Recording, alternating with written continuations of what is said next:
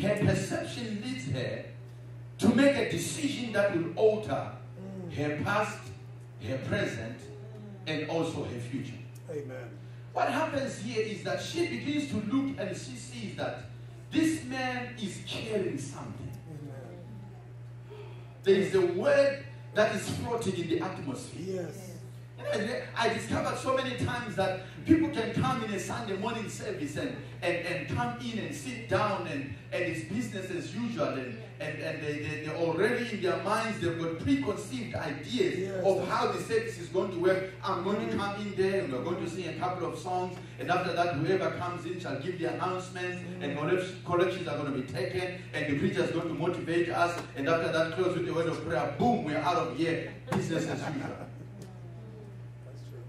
And when you come in with that attitude in the kingdom of God and in the house of God, no wonder people come in and they go out and nothing happens in their lives. Because when they come in the presence of God, they are not expecting anything. They are not expecting God to do anything. They are not expecting something to happen. And that's why we have got no miracles, no signs, and no wonders in the church. Simply because we have put God in a box and we have said this is how He is going to work and this is how He's not going to work. He's only going to work in a conference. He's only going to work in a Benny Hinn meeting. He's only going to work in this. We limit God. And as a result, we rob of ourselves of things that He wants to download and things that He wants to do. As I speak right now, there are stuff that is floating in the atmosphere. There's healing and there's breakthrough and the word is moving around and it's looking for somebody that has got capacity, somebody that has got a covering, somebody that is ready for the word. Glory to Jesus.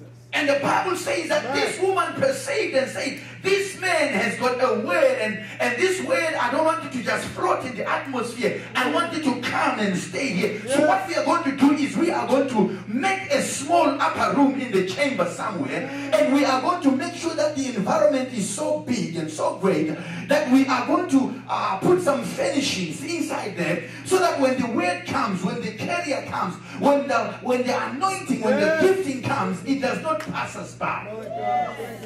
There is a song that the old saints sing, pass me not, O gentle Savior. While on others thou art blessing, while on others thou art speaking to, while on others that are reaching out and that you are healing, and pass me not by. You know why? Because God can pass you by. I'm a firm believer. God can bless your neighbor, and you're sitting there and you don't understand what's going on, because God, He is going to pass you by. And the songwriter says, pass me not, O gentle Savior. Why on others thou art blessing? Why on others thou art healing? Do not allow me to come into this place and go home the same way I came. I come to a place where I refuse to come in the house of God and come out the same way. My God, I've got no time to waste. When I come in here, God, I want you to do something. I want you to change something. I want you to rearrange something. I want you to adjust something. Oh my God, I wish I had a chance.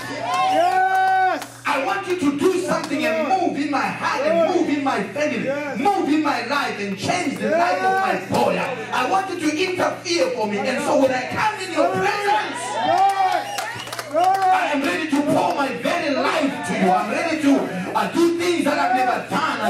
I'm ready to change, and I'm ready to the Bible says that she said, I am going to turn my home around. A decision that makes her turn what is regular into the next level. Yes.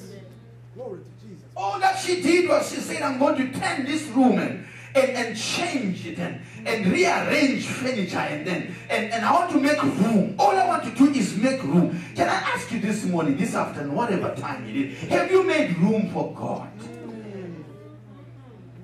Have you made room for God? In other words, have you done anything of late that is going to change the shape of your house for the sake of the kingdom? Have you done anything? Have you inconvenienced yourself for the sake of kingdom advancement? Have you done anything of late that is going to make God, even when the word is floating around, something that is going to say, whatever I do today, I have to visit that sister. Oh my God. Hallelujah. Whatever I do today, I have to speak to that brother, because there is something that he has done that has caused me as God to come down and to hear. There's something that they are doing. There is a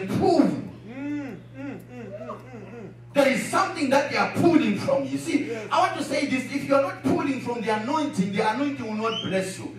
Things of God, you need to be able to go out and have a hunger and a thirsty for. That's why Jesus said, blessed are those that hunger, blessed are those that thirst, for they shall be filled. In other words, they shall come. If you are not hungry, there is no way you can be filled. Come on. Glory to Jesus. Hallelujah. Amen. Can I give another example of my sister? Every time when I know that we are going to be having supper at the house, and because I'm in the US, I've not had Shema in a long time. Every time when I know that we are going to have supper, I make sure that I don't eat anything during the day to prepare myself to have capacity. Hallelujah. Hallelujah. Because I don't want to prepare a good dish and find that I am full. That's where many of us are at right now. God prepares a big dish, but we are too full of ourselves to be able to receive anything from God. And we are so full that whenever God is doing something, come to Africa, you will see people that are hungry for God. Come to the motherland. People can stay all night until morning. You have to tell them, go home. It's enough. You pray too much. People that can spend 7 days and 7 nights in the mountain praying for a shoe. And you have got so many of them, you don't even know what colors you have and how many pairs you have. All that they want is a shoe.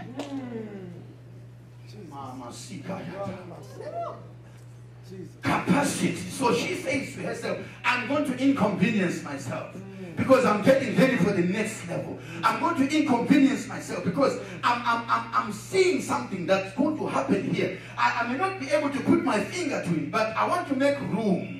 I want to make room. I want to make room. I want to create some space. Yes. Come on. Because if God is going to bless you, He's going to bless you based on the space that you create. He's going to bless you based on the capacity you have. And if you are full, there is no way you are going to receive some more. That's why I want to say to you this morning, Empowerment Center, please, whatever you do, never be too full of God. Yes. God. Hallelujah. Whatever you do, never be too full of His presence, so much that you have got no need of Him anymore. Every day of your life, when you wake up in the morning, you have to say, Lord, I need Thee. I need Thee one more day. I know yesterday was good, but today I need You more than I needed You yesterday. I know You blessed me last year, but Lord, I know there is more to You than what You did last year. I know things are happening good for me right now, but God, I know there is something better for me. My God, I want God I want You to bless me. I want You to bless me good. So much so that after I've been blessed, I become a blessing to somebody. That is why when you open up yourself and say, I shall become a channel, you are saying, God, I am ready. I'm making room, and then whatever You give me, I'll pass it on to others. Whatever You bless me with, I'll pass it on. I'm not going to stay with the blessing. I'm going to create enough room that when you are speaking, there is room for the word of God to do something in my life. And so this woman begins to create some space and some room. And there are 4 distinct things that we found in that room that the woman put in the house. 4 things. 4 represents balance. It's a number of balance. 4 things that she put. Firstly, she put a bed. Somebody say a bed. She put a bed in there. She put a bed. So that when the word comes, it must find a place of rest. Bed represents a place of rest. At the end of the day, we are all tired. We go on our bed and we begin to sleep. Why? Because the bed represents a place of rest. In other words, you see, there are so many times when we as people of God, we are transitioning and we are changing and we are moving from one level to another. But there are times when we come to a place where we simply have to cry out and say, God, I am tired of You visiting.